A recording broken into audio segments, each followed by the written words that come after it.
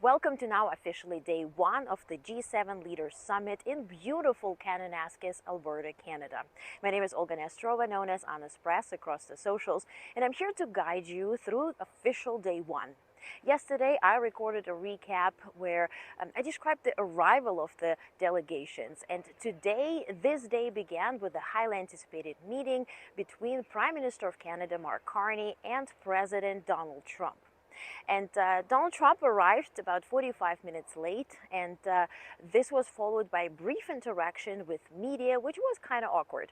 Check it out. The G7 used to be the G8. Barack Obama and a person named Trudeau didn't want to have Russia in, and I would say that that was a mistake, because I think you wouldn't have a war right now if you had Russia in, and you wouldn't have a war right now if Trump were president 4 years ago. And I want to note that first and foremost, Russia was kicked out of G8 in 2014 after it annexed Crimea. Now, former Prime Minister of Canada, Justin Trudeau, was elected in 2015, so this statement is simply incorrect. It was followed by Prime Minister Mark Carney stating that he wants to exercise his right as the G7 chairman and stop this press briefing and proceed with the bilateral meeting, which, they actually showed up for. After that, we got a readout from Prime Minister Carney's office stating that U.S. and Canada have discussed cooperation and healthy relationship when it comes to economy, but also when it comes to defense. Now, they said that they will be pursuing an agreement in the next 30 days. I will inform you on what the developments will be. Now, then Prime Minister Carney also met with all the G7 members today, and its friends, and Italy, and of course Germany, which was actually yesterday, and Japan, and so on. So it was a very busy day for Canada. It was all about growing stability when it comes to economy and when it comes to healthy, stable, reliable cooperations and partnerships.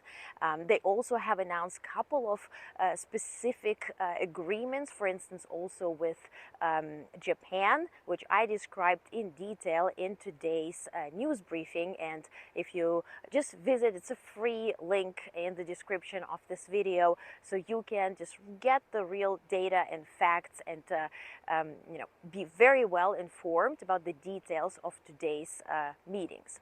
Now, when it comes to Donald Trump, he met with Prime Minister of UK, Starmer, and he exited and he sort of was dropping papers and then presenting something that he signed himself. Take a look. Okay, and we just signed a document. This is, sorry about that. This is it. A very important document. A little windy out here. Give me that. We just signed it, and it's done. And so later we found out that it was actually an executive order that President Trump signed, directing to now implement the agreement that he reached with Prime Minister of UK, Keir Starmer, on May 8th, actually when Starmer was visiting Oval Office in Washington, D.C. So it was nothing new, but it was something that President Trump could sign and did sign. Then it was followed by a work meeting. So it's a work group meeting where all the leaders are seated. And I want to present to you the opening statement by Canada's Prime Minister Carney, because it was very straightforward. Take a look. 50 years ago in France, a group of leading industrial nations got together in the face of global economic and financial crisis. The end of the international monetary system is known. Stagflation threatening, challenges in the Middle East, geopolitical challenges in the Middle East. And it was the frank, informal discussions around that table in Rambouillet that led to a long period of decisions and prosperity at that time.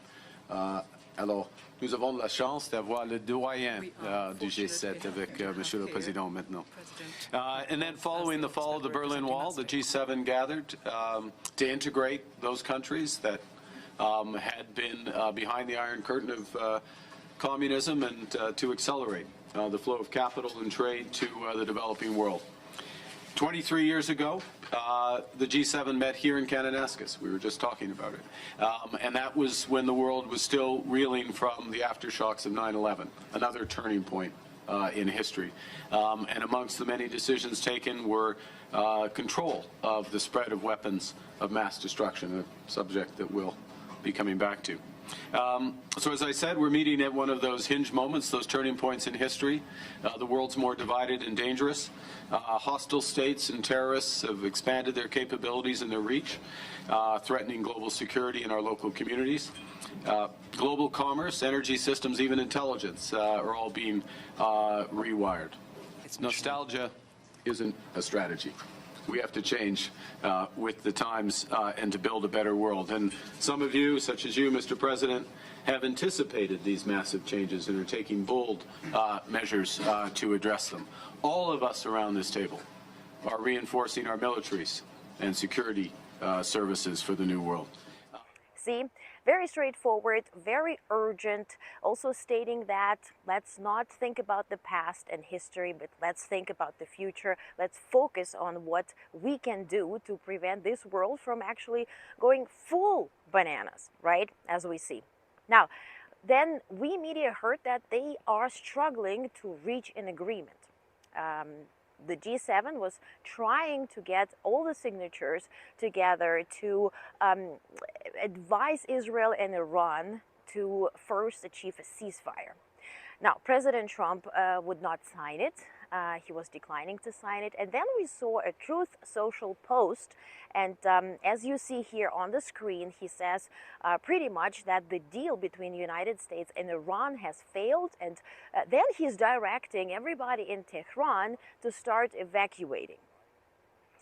Shortly after, we heard that President Trump will be leaving the G7 Leaders Summit one day earlier today, right after the G7 family photo. And as you see here, they took the photo, and right after that, they proceeded to a dinner. And after dinner, Donald Trump departed around 8:15 p.m. Mountain Time, which is local time here in Kananaskis, Alberta, Canada. And so he also called for a situation room to be ready upon his arrival, which is around 2:45 a.m. Eastern Time in DC. So we will see what is proceeding there. There are a lot of posts online about ships arriving and airplanes arriving, so let's wait to see what's actually real, and for that let's see what will be the development once President Trump is in Situation Room and is directing on the next proceedings. Again, I will be informing you in real time, so if you're not following Onest Press, ONEST Press, on Blue Sky or X, please do so. I report in real time and of course here live from Kananaskis, Canada. Now, what we do know that the schedule tomorrow is very packed. It begins with 8 a.m. welcome for NATO Secretary General Mark Rutte, who already arrived today. It will then be preceded with a warm welcome to also Ukraine's President Zelensky. He will have meetings with the G7 leaders. Also will be having a breakfast meeting with G7 leaders and also the extended guests.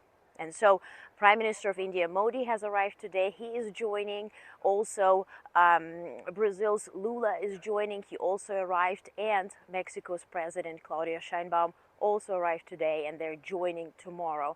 And also South Korea as well. So it will be a very extended day.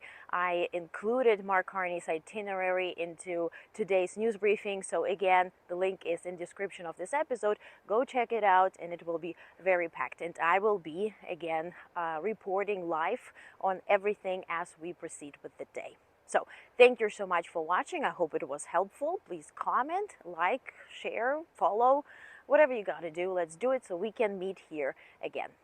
Thanks for watching.